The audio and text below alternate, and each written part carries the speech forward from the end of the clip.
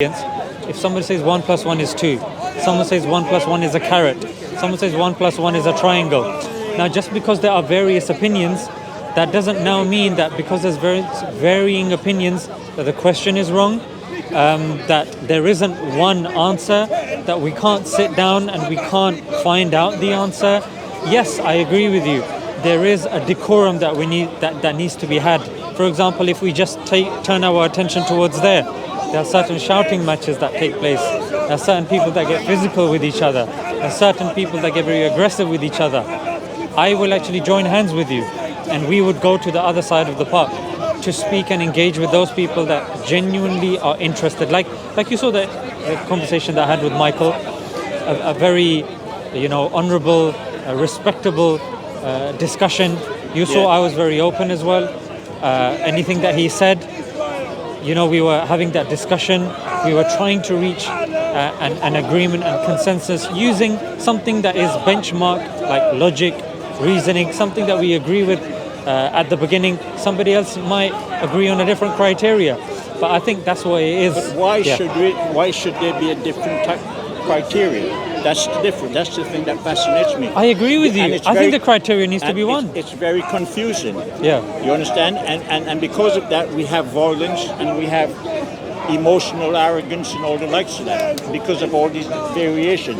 On one subject, one man, one prophet, or a few prophets, or whatever it may be, and yet you have all these different conflicts of emotion going on over it. There are about 2,000 religions on the planet, and there's only one that is the true religion. That's the one you belong to, or the one I belong to, or the one that he belongs to. And we take what they tell us and we believe it, we accept it as our truth, and then we want to defend it. Here's the thing with that. You have something with you. I don't know what it is, but you have the ability to understand and to search, to seek the truth or understanding or whatever it is. I have an understanding of life based solely on experiences. And I happen to know that God is unconditional love. Unconditional love cannot judge. It's impossible. If it decides to judge, it becomes unbalanced. That is to say, it must love Hitler exactly the same way as it loves a saint. He cannot make a choice of one and not the other. And that's what this God that we are talking about every day, that's what he did. The first murder that occurred on this planet with Cain and Abel, that it was that God that caused that to happen. Do you believe we have free will? Oh yes. So we have free will, but we are also conditioned. We are also indoctrinated and to be servile towards whoever it is that's indoctrinating us. So the first person to commit the murder, who is he indoctrinated by? Very simple. I was going to make that example. You have two kids. You love both of them. So both of them give you a present. One gave you a lamb as a sacrifice. One gave you a branch, a twig. What would you do as a father? You would love them both. But no, he decided to love the one that gave him the lamb more. The other one becomes jealous. The other one, and we see this on our planet today. If you do that to children, the one that you ignore will always go back, and he can suffer and become very violent as he grows up because he's lacking in love. So the other one wanted God's love. So he thought, if I kill him, God will then have no choice but to love me. Yeah, you've made some. It's simplified, yeah. I know, but it's what is read. I read that. Yeah, you've made some fantastic points. There's a number of them, so I was just trying to remember them so I can answer them one by one. When you say that there is religion, but people hijack that religion, then what you're saying is that, you know what, put that to the side and just go with humanity. Go with the things that we have in common. Go with the common things. I would say that it's human beings in general. The mere fact that we have free will free will means we have choice. Now, when you say we are conditioned and we are forced, I would argue the opposite. Despite being a Christian country, the majority of this country, the adherents are actually atheists. Even when you go to other countries, like even countries in which religion is very staunch, you'll still see the kind of leaning towards Western ideals, Western principles, dressing in a certain way, watching certain movies. So I would argue that yes, the danger is certain kind of ideologies, but I would turn your attention somewhere else and say that the ideologies are actually the isms and schisms, and the most dangerous one that we're seeing is actually liberalism. Liberalism, which is actually telling us to worship the soul and worship ourselves, the individual. And why is this right? Why is this wrong? There is no right and wrong. It's whatever you feel, that's right and wrong. So when Can you just stop there? Sure. Because that's very unusual coming from a religious person. You are correct. There is no right and there is no wrong. And that can be, you can use an analogy as to say that in order for me to know a thing, I must first know its opposite. So if I'm to know good, then what you decide, what you regard as evil or wrong is important. Because without that, I would not be knowing what is good. It's like what is hot. How would I know what's hot if cold does not exist? How would I know what's hot if cold did not exist? So you can use that analogy as well. But what I... Pardon? Yeah.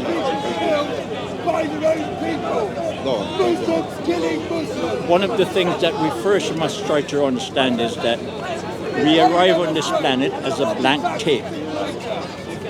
Just like a computer, you buy a new computer.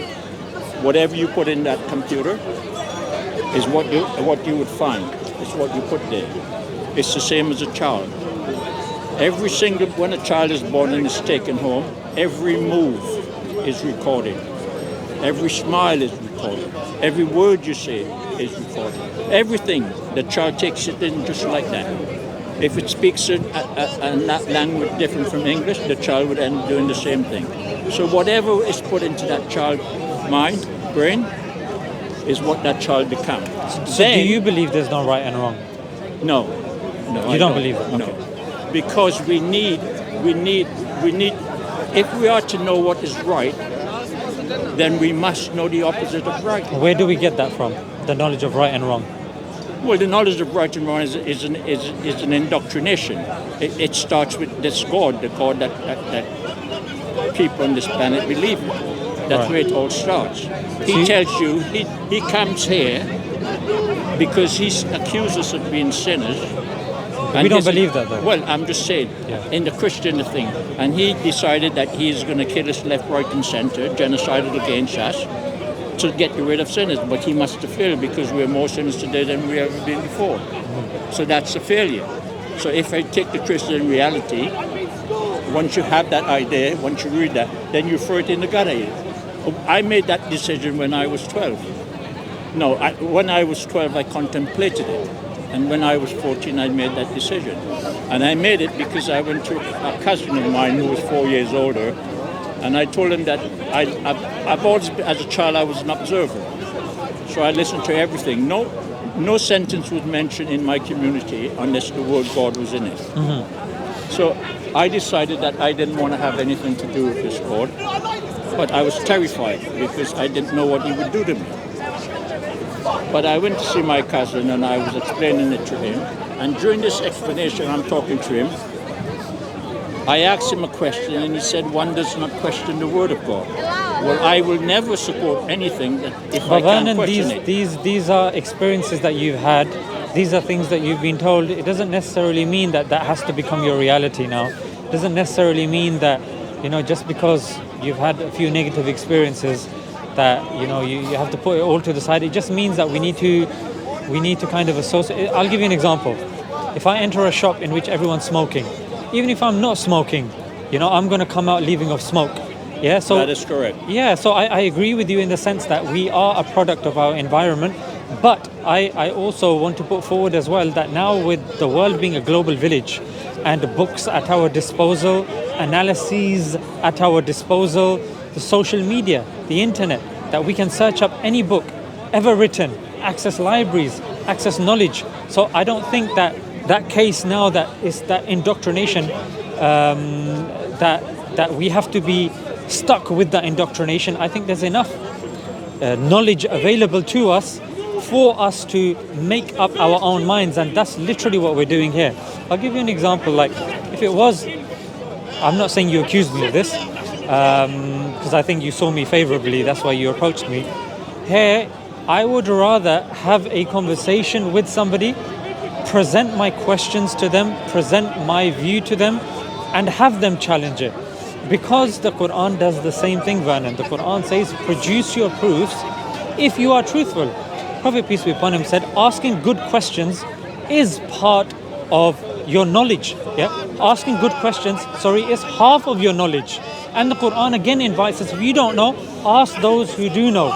And because you mentioned quite a few things, and they were very good points, and they are points that a lot of people have issues with, which is that certain people have hijacked religion for their own nefarious causes and reasons. And I can give you case studies of that. After they invaded Iraq, Saddam's army, they were the Ba'athists, they had hijacked the religion, and that's how ISIS came about. It was a hijacked version to promote its own political ideology, because Karen Armstrong then gave a few examples of people that were in ISIS's custody, and they were saying that when we asked for the Quran, they had no Quran. When it was Salah time, they were not praying, so they were not religious-minded people. You might say, okay, that's one religious example. I'll give you a secular example. Stalin, Joseph Stalin, of the Marxist-Lenin ideology. He actually suppressed, and scientists during his era were oppressed. They were oppressed. You had some, weird...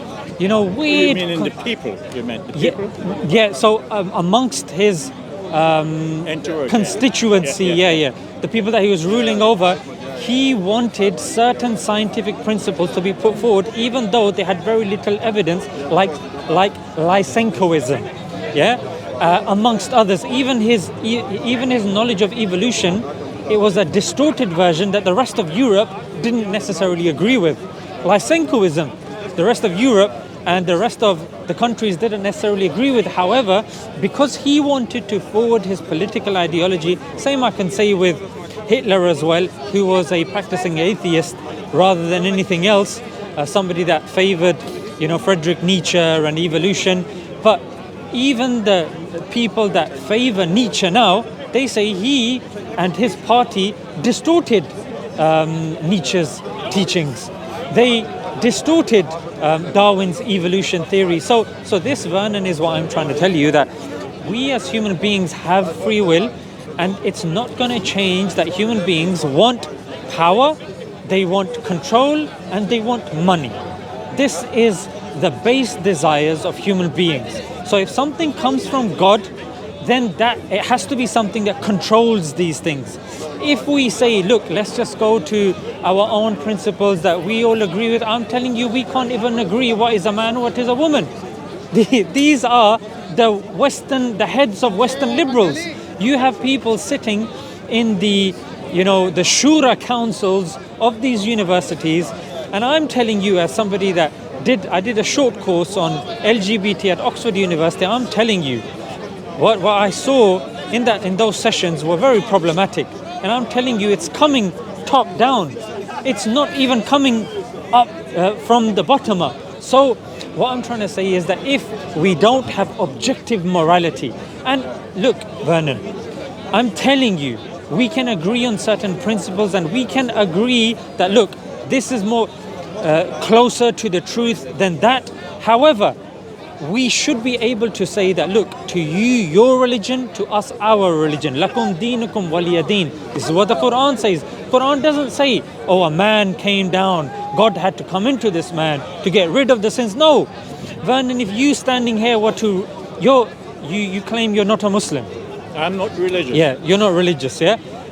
So if you are not a Muslim, and if I oppress you, if I oppress you, okay, and you're not a Muslim and you pray, just something from your heart, and you say, you know, He's God, He has oppressed me, God would listen to your prayer. He would listen to your prayer against me. Listen. That's one of the things that I disagree immensely with. I think prayers are futile, and I'll tell you why I think they're futile. I know that there is a creator. When you say futile, do you mean there's Useless, no benefit? Useless. No benefit Yes, whatsoever? Useless. And I'll give you an example of that. Right. But I'll start off this way. I know that the creator has is unconditional love. I know that. Where do you know that from, though, if you don't believe in any scripture? One day, we will speak again. Okay. And then you will gradually get to a different kind of understanding. Okay. Because I only ever speak from experience. I don't have an education, so therefore I'm not going to try to impress you or anyone. However, Vernon, I guess what you're trying to say is you're uneducated. You just have a subjective experience, and you want to convince me of... No. I don't wish to convince you. Okay. I don't wish to convince anyone. Right. I stand here and I listen to you. Okay. And you were not trying to convince me. Right. You've said certain things that resonate within me. Right. And give me the feel, and I felt that I would like to speak with you. Okay. But the fact is that I am not religious, and that would create a kind of problem or conflict, because whatever I am saying, it's like if I'm challenging your religion, but I'm not challenging your religion. Vernon, look, my name is Ishan, yeah? Yeah. I come here as frequently as I can. Now that it's winter, maybe a bit less, but I'm on social media as well. If you watch my videos, you will realize I don't mind people challenging me. So in this conversation, I don't want you to feel that I'm going to get offended, or you can't say this, or you can't say that. I want you to be yourself. I want you to put your cards on the table so I can see what your cards are, and then we can... Because I see you as a respectable elder of mine. I've just told you that I consider prayers to be futile. Yes, I'll explain to you. Yes. I'll give you an example. Yes. In your religion, you pray, I don't know how many times a week, but quite a lot. Yes. That much I do know. Yes. I look at what happened in Iraq, Yes. in Libya, Yeah. what happened in Gaza. Yeah. I look at these things, and although I'm not there, I know for a fact that everyone that walks in those countries, they pray every single day. And then they get blown to pieces. No one answers their prayer. And there's a reason for that. And I'll tell you what the reason is. I'll tell you something that you can't accept. We create our experiences. What those people experience in Gaza, what they experience there now, is that they are teaching us. They are teaching us that we are living among demons, you can say, because only demons act like that, and that's what they did. Only demons don't want to free Palestine. They are sacrificing their life so that we might have a better understanding of what is going on. That's how I see it. I think that God. I know that God created us. I know that we have a soul within us, which is qualitative part of the Creator, and I know that soul allows us to know what is considered to be right and what is considered to be wrong. I know that every human being on this planet must participate or should participate in religion. I know that they should do things that is wrong, because when you do something is wrong, you have that feeling within you. Then you make a choice. Do I want to feel this bad again because of what I've done? And the choice is no, I don't. Vernon, you said that the prayers of the people that have been blown to bits, they were not accepted. What makes you think that? When I say they're not praying to be killed or to be harmed, they're praying, please God, let me live. Please God, don't let my children be hurt. Don't let my children die. But the children die and they're hurt. That's what I mean. So, but you see, I explained to you in the beginning. Yeah. I explained this to you in the beginning. Yeah. It's very important. For me, it's important. God does not interfere. He does not participate in our way of life. He remains unconditional love. And if he decided to choose this gentleman or that gentleman in preference to you, he becomes unbalanced. He's no longer unconditional love. That is why Jesus said that the Father judges no man. Because if he judge, he can no longer remain unconditional love. So would you say like a murderer is equal to, say, a brain surgeon? Well, no, I'm not saying yes, because everyone has a purpose.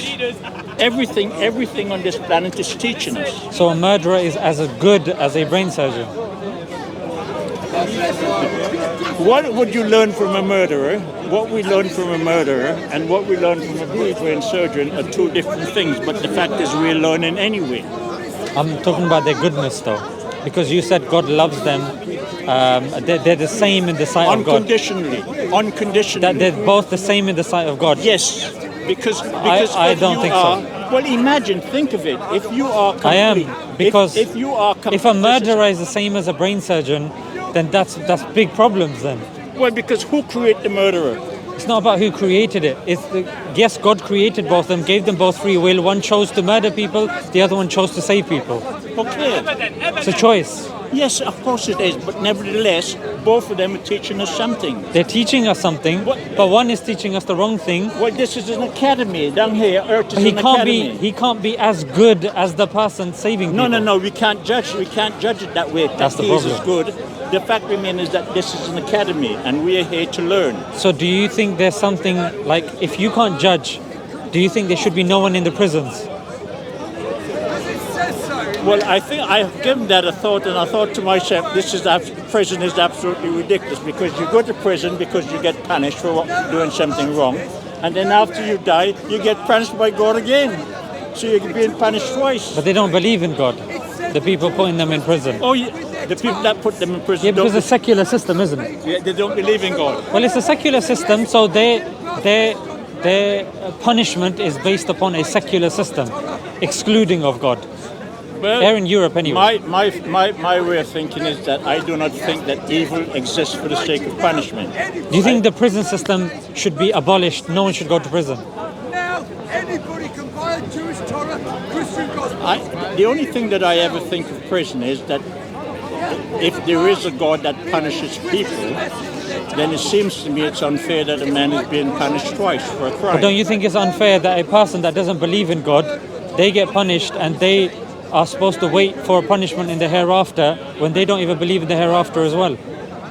But that's an accusation that I don't think that that's a good accusation, because what you're saying to me is, I'm saying the majority of this country is atheist. Yeah, what you're saying to me is that when a person goes to prison, they're going to get judged. That person does not believe in God. No. I'm saying that the person sending them in prison doesn't believe in God. The judge. The person that's sending them, the judge. Well, yes. Yeah. Well, that's a possibility. But then there's lots of people that believe, lots of people that walk about with a religious book, and they do evil things anyway. But you said there's no necessarily an agreed definition upon what's evil. It's what a person believes to be evil. They're all teaching us something. No, I don't think it's what a person believes to be evil. The person who believes something is evil, to me, is mindless. I think that if a person does something that's evil, and if I was to experience that, being present when something like that happened, it all has to do with how I feel within. Okay, if my father is on the floor, yeah, and I've got my hands like this, and I'm thumping him on the chest, is that good or bad? I have a different way of thinking about life. For example, if I was to walk in the road here today, and a little child was to be knocked down by a car, I am quite capable of walking along like if it never happened. I know it sounds funny, but let me tell you, go on. as I walked along, I might smile. And the reason that I would smile is because I think, oh, that person has arrived here, had her experience or his experience, and they've gone back. That's how I look at it that way. Can you pick them up so they can have a better experience? Well, I think... Or just tap them on the back and say, look, everything's going to be okay. The goodness of human, the goodness of a human being is that they would go down and they would pick up the child, they would probably cry, they would feel really terrible inside. But my way of looking at it is that that child came here to have that experience, and that child leaves. So what about the experience of me thumping my dad on the chest? That's frustration. That's really, that has done you something wrong, and you want to get the frustration out of you. That's how I see that. So it's bad, yeah? No, I don't see it as being bad. Your dad might see it as being bad. You might feel it's being bad after, but it's nothing to do No, with I think me. it's good. Oh, you think it's good? Yeah, yeah. Well, okay. So if you think it's good, it's good. And if your dad thinks it's bad, it's bad. Shall I tell you why I think it's good, just in case you don't think I'm a psychopath? The reason why I said his chest and the reason why I did my hands like this, even though it's not technically the correct way, it was me performing CPR on him. Okay. Because I'm on the phone with the paramedics. They said, look, we're going to be there in 7 minutes. We want you to give him CPR until we get there, breathe in his mouth and thump him in the chest. And humans love to gossip, and they pass along and see that, and they think, what a horrible man. See? No, but you're going to think I'm a good man, though. Well, it wouldn't worry me. I mean, it depends on you. We all have this great ability within us to differentiate what is good and what is bad. And what is good is what makes us feel good inside. I mean, if I done something wrong... What about if, for me to, I don't want to use this word, but if I rape somebody, Yeah. and that makes me feel good, does that make it good? Well, if it makes you feel good, it's good for you. So it's good. I shouldn't be in prison for it. Well, whatever, but it's good for you. Yeah. It's not good for him. He might judge you as being horrible. But it doesn't matter about his Well, judgment. it doesn't matter, I agree. But I'm just saying, Yeah. the fact remains is that you feel good, what you Yeah. do, and that's it. Yeah. So what's wrong with that? So I shouldn't go to prison, should I? Well, I don't know what you should do from what you shouldn't do. No. I We don't live- want. we Okay, live- I don't want to go to prison. Why should they force me to go to prison? That's wrong. Well, it's wrong, and it's wrong going to prison. I don't know. That's the world we live in. We live in a society where That's messed up, if though. we do something wrong, then we judge by it. I mean, I lost my temper with someone once, and I You stabbed them. No, Why not? Why not, though? I have tried to do that once. Just a second. I was about 21 years of age, and Yeah. I got into a thing with a bloke. Why did you stop, though? Why didn't you just...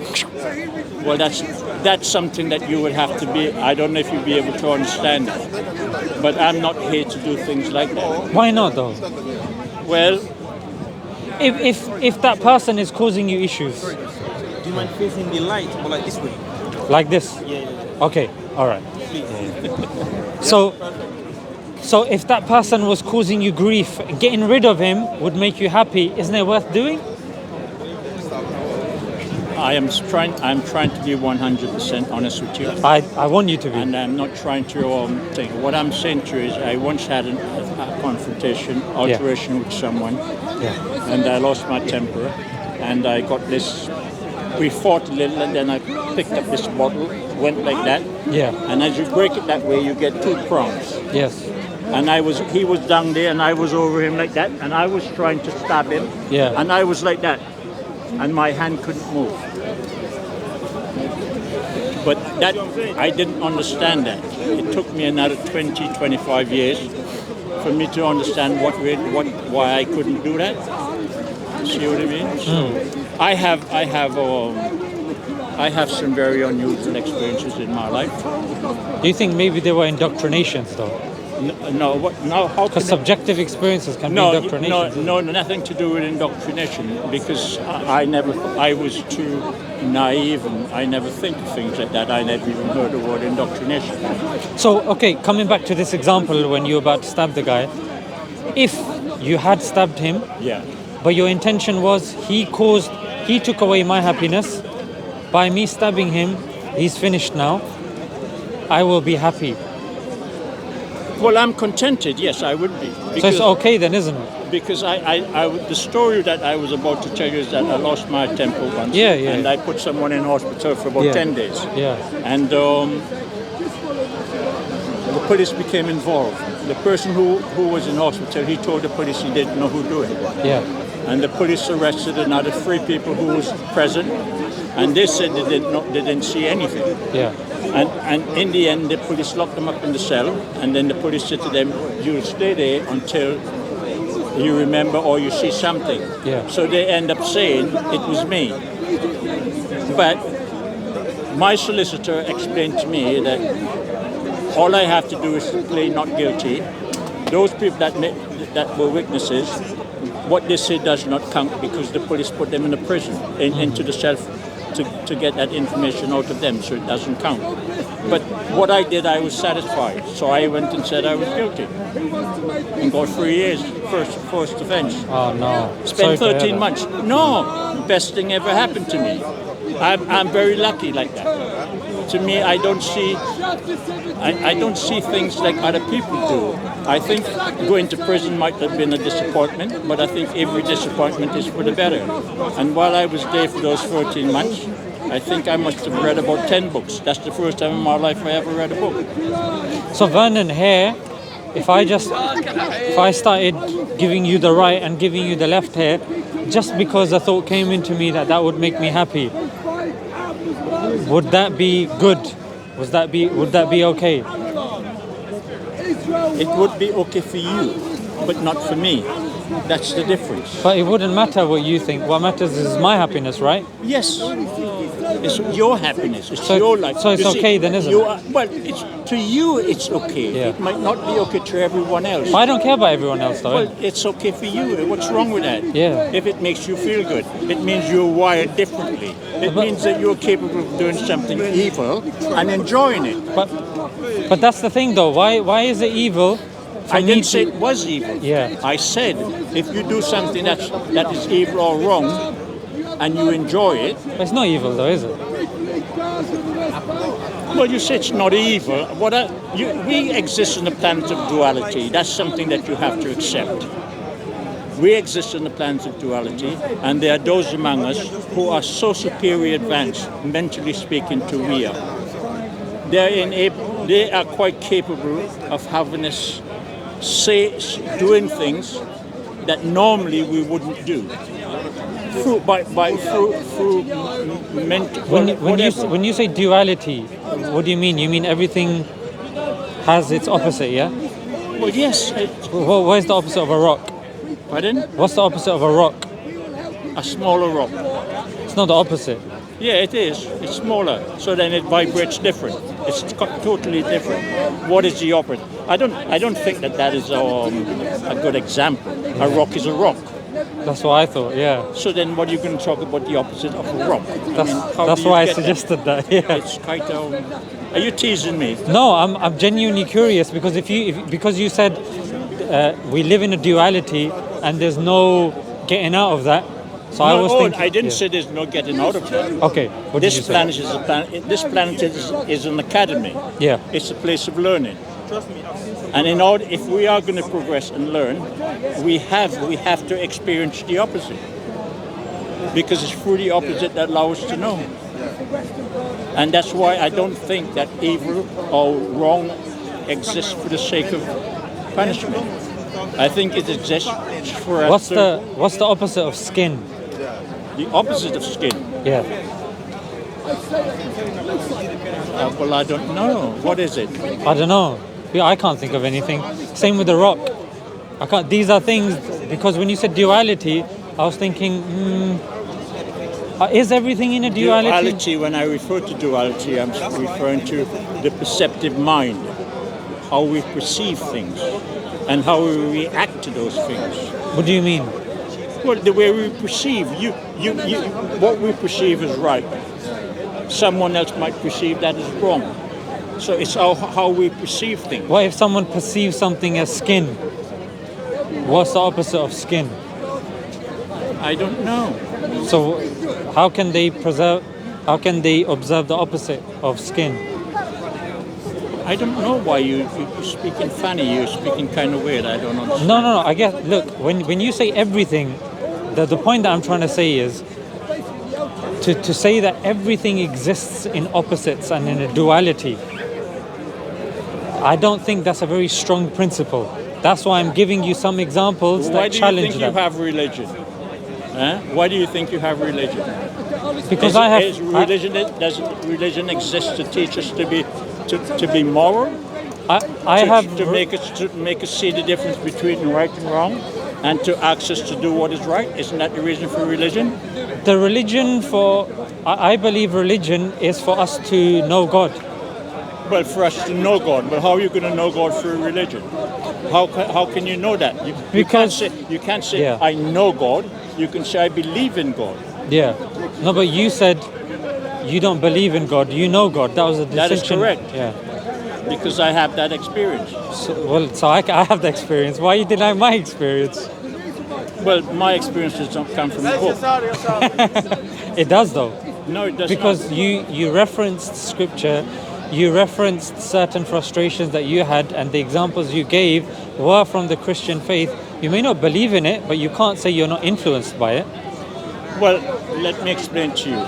So you have a better idea. If I said to you that I know something, okay, it means that it's an experience that is in alignment with what I experience.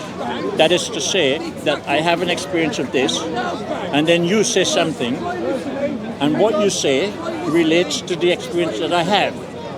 So in that way, it resonates. And that allows me to know that what you're saying is true, because my experience is true. There's certain issues with that. For example, a child that's born colorblind. That child could be sitting in a class with other people, a teacher's asking him or saying that, look, if somebody can tell me which of these characters is red, they get a cookie. And he can't perceive the color red because his brain can't register the color red. But to him, red is gray. So if he's arguing with the teacher that it's gray, but he doesn't get the cookie, then he can't say, look, this is what the color red is. Because in order for you to say what the color red is objectively, it has to match with the experiences of other people. There has to be a collective here. So when you're looking at, for example, colors, when you're looking at, for example, a child that's brought up in an abusive household in which that child is used to getting beats, for them to be put in a foster home in which they're not getting beats would be very unusual. There have been cases where people have deliberately, when they've grown up, they've sought out abusive partners because that's what they believe to be love. So if a person is given validation of their own subjective experience, Vernon, it's very problematic. You're going to really create disenfranchised, abused individuals that have had very troubled experiences. It's only through the collective experience that we can measure objectively, this is what's correct, this is what's wrong. But I would even argue, even through the collective experience, there are still flaws in that. That's why my final stance is to get something is objectively. Objective morality that comes from God. God tells us this is right, this is wrong, because as human beings, we will start debating about whether a child can be killed or not. We can be debating about if this person is a man or a woman. We can be debating if we can take something from a child, we can slap a child or not. All of these things will be something that will be up for debate till the end of times. There will be no one agreement. In fact, what you're going to have, Vernon, is not a number of like 3-4 big islands. You're going to have hundreds and thousands of small islands. And this is what the sociologists have said about this generation, the Generation X that we are going through. Because everybody is on their own journey, everyone's looking at their own thing, everyone's an island. That's why when things are going on, people are just walking by. I think you're too intelligent. It's institutionally speaking. You know what? In what sense, though? Pardon? When you say the way you present yourself, the words that you use, and such shows that I'm actually anti-institution. Well, it shows that you're anti-institution, and that means that you don't really know where you're headed, because you're anti-institution, and at the same time, you have an education from the institution. No, because it's like the point that you said beforehand about the police and the prisons. It's a system that we have. Unless, like, if I had parents that gave me the option of homeschooling in school, or that they were, ahead in that thinking, then that would have meant me being able to escape the system. But because I had parents that were dependent upon the system, I had to go through the system. But that free will then kicked in when I was able to go through the system. I could see the hypocrisies and the inconsistencies that were taking place. Because something that, and you rightly pointed out, if something is from God, it's not supposed to be contradictory. There's not supposed to be inconsistencies in it. And that's what I then have looked into pertaining the prophecies of the Prophet Muhammad, peace be upon him, the Quran, and I have seen that they are consistent with logic, morality, philosophy. When I look at, say, the liberal system that I've been... It's also consistent of violence. But you don't say that. No, but I'm not a pacifist. I don't believe that all violence is bad, though, and neither do you. Pardon?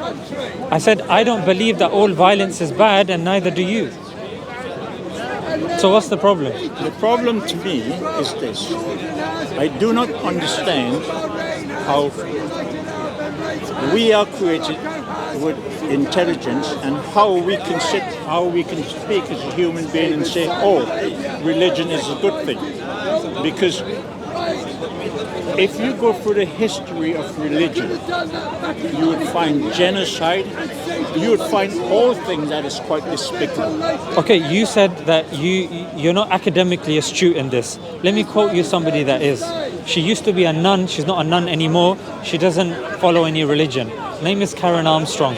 She's written a book called Fields of Blood, and she had an interview in which she was saying as well, she's been interviewed a number of times, her conclusion after going through the Crusades, after going through the World Wars, after going through ISIS, all of these issues, she has concluded that majority, if not all of these violences that are lumbered onto religion are not necessarily religion-based, but they were done for geopolitical, sociological, power-grabbing, money, these sorts of reasons. Religion was merely used as a pawn. It was used as an object for the person in power to utilize it. However, it was not necessarily the religion itself that called for that. For example, the killing of women and children.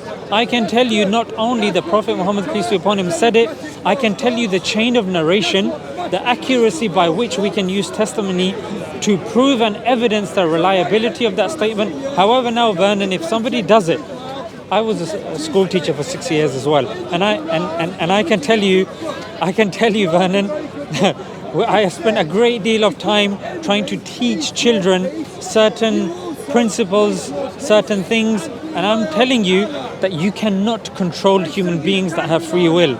Even as a person of power that wants the best for the kids, sometimes, like you said, you have to let people make their mistakes and learn from those mistakes. That's one of the ways of teaching somebody. That's the reason why we're here.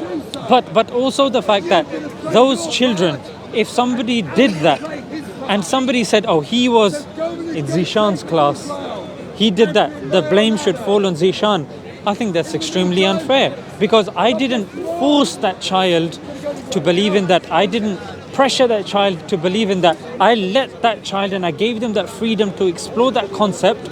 I taught them, they understood it, but I've given them that free will to understand and appreciate. If they follow it, that's good. If they don't, then obviously that's up to them. Do you see? But we have that free will. It means what it means if they don't follow it. It means that they're lost. They have their experience. They experience. That's what we're all about. But Vernon, do you know why we're here? I do, because I believe our experience is nothing compared to the knowledge that God has. My experience is only hopefully 60, 70 years, but then I'm going to be gone. God has been, He is, I'm lucky I'm 82, so I'm all right. So I'm gonna tell you something that you can't accept, and then I'm gonna go. I have seen the manifestation of God. I've witnessed from the beginning a pinhead light, and I've witnessed the complete manifestation, and everything it felt, I felt, which was, I don't know how to explain it. And then at one stage I thought, well, I've experienced this before. And then all of a sudden, on completion, there was this love. You can't, well, I don't know how I can talk about it now, but I used to cry and tremble this love, the emotion was so powerful. And then what I discovered lately is, through my experiences, that when God created, His creation knew all there is to know, because we were a portion. The creation was a portion of God, so they knew all what God knew, and God understood that if all His creation knows what He knows, then they would be lacking in experience. So He decided then to create the opposite to who we are, to those that knows. So he created the opposite. The opposite is what you call demons, devil, Lucifer, whatever. Why do we seek knowledge then, if we know everything? Pardon? Why do we seek knowledge if we know everything? If we know everything, Yeah. we'll be lacking in experience. No, but experience and knowledge are two different things. Well, he created so that he can have experience. He understood the importance of experience, and experience is to expand. Is to expand your. How do you know this? You're going to say through experience again, isn't it? Well, I have to take your word for it, isn't know it? No, well, I have to take your word for it when you refer to your prophet. No. I take your word for it. No, but you shouldn't. I though. was not in the cave, so I don't know. No, but I was not in the cave. I don't know. What is written, I don't know if it's true or false. What I know in life is what I experience. That's all I know. But what you said about me is, and my beliefs is, I can evidence those using evidence. So what I'm asking you is, what's the evidence that God actually wants? You can't that? use any evidence to convince me, because the evidence that you would use comes from a written book. Besides that, you can't say the things that you're saying. Not necessarily. I can give you other evidences. The only evidence you can give me is what you experience. No. I can give you philosophical evidence, rational evidence. I can give you testimony-based evidence. I can give you. Maybe I'm not a rational guy. Maybe I'm not a philosophical guy. Well, if you're not a rational guy, then that's going to obviously make the conversation more difficult, then, isn't it? Well, the more difficult it might be, the better. But you're rational enough to understand that it's cold today, you're wearing a jacket. You're rational enough to put your hands in your pocket. So if you're rational enough to follow those basic needs, you're rational enough to understand some of the rational things. I think those examples that you're giving are quite trivial, actually. I don't think the conversation we're having and those examples is completely way out of context. No, because if you say you're irrational, yeah, it was a figure of speech, because you were saying. I understand. I clearly know it's not the case, but what I'm saying is, and I'm merely showing you that if you said that, let's just say, I am irrational, then me telling you, for you to decide to put on a jacket, put your hands in your pocket, these are rational choices made, of course, by experience also, but it is a sign of an intelligent person that understands what's going on around him, is able to say, look, if P is Q, P then Q. If it is cold, I will put on a jacket. It is cold, therefore I will put on a jacket. That's logic. Yeah, that's logic, modus ponens, one-on-one. You want me to tell you something about logic? Go ahead. Creation is not logical. God is not logical. Nothing about God is logical, and nothing about creation is logical. And that's the problem that science have on this planet. You see, if they live to be another 1,000,000 years, they will never, ever be able to explain consciousness. How do you know that, though? Because I do. That's not good enough. In order for you to know, in order for them to do that, what it would take 300 years for them to learn, they can learn that in 10 years. If they were to accept that there is a creator. But science can't accept that. They have everything about them starts from theories to logic. How do you prove that there's a creator? Well, I've seen it. You've seen the creator? Yes. Like in the flesh or in person? No, there's no flesh, no. Experience? I told you what I experienced. Right. I told you that I experienced a manifestation of it. When you say manifestation, break that down for me. Well, the manifestation is that... Is it like in a dream? No. Well, that's the other thing, is that it's like in a dream, you said, that it appears that I was having some very unusual experiences. And then it appears that I was taken to a place. It was like a void. There was absolutely, completely darkness. But through this darkness, I'll get that. through this darkness, there was a pinhead of a light. And I saw that light slowly and gradually manifest until it becomes, when it was complete, it manifested into like a planet itself of pure light. But that was not important. It's what I was feeling, that everything it felt I was feeling, what was the thing. And then, at the end of it, it allowed me to know what it was. An explosion of love. That being a human being and what we experience on planet Earth is completely different. It's so powerful that your body trembles. And you can cry if you try to speak about it. At that time, I couldn't speak about it. If I did, tears would come in my eyes. But it never said a word. And that's a good thing, because Jesus said, no man has ever seen God, and no man has ever heard his voice or seen his shape. And that to me is a good You thing. believe in Jesus, yeah? I don't believe in Jesus. I knew that there was Jesus, and I knew that there was John. And I knew that the negative force do not like them. Because if you were to meditate and you were to create Jesus, How can you prove Jesus existed? well, I'm explaining to you. Okay. Through meditation, That's subjective though. well, when I first came here, there were two little sprites. I've seen one of them here today. And they were telling me about subjective and objective. Yeah. And then they make an issue of it because I didn't know what the hell they were talking about. I mean, I know it's sad. I was 50-something, 60-something years of age, but... It's sad that they didn't explain it to you. If you asked them, they should have no, I explained didn't it want to to you. explain it to me because they had an attitude problem. I see. It wasn't like egotistic. Right, right. You see what I mean? And there again, but the ego is a good thing because the ego allows us to know that we are creators. Because we're not created with an ego, but we create the ego mindlessly through information that we receive. You see? So, and that's how they acted. And there was another one there, chap that used to stand there, and I tried to have a conversation with him. Yeah. And he said to me he had a PhD in Islam, and I'm not qualified to speak with him. So I said, okay. That's not very nice. Well, it doesn't matter, is it? Yeah. That's how he felt about it. Yeah. Right, anyway, so you come back up here again next Yeah, Sunday. yeah. Hopefully, yeah. Yeah. But it was nice speaking to you. Same to me. Yeah, I yeah. enjoyed it. Yeah, yeah. Take care. It was interesting. And take care as well. And have a nice Christmas. Yeah, I'm just gonna take these microphones off you. Oh. Yeah, yeah. Why do you have microphones in me? I don't know about these two. Somebody put them onto you. I know this one. This is our one. Take care, all the best. Thank you. Bye. These are yours, yeah?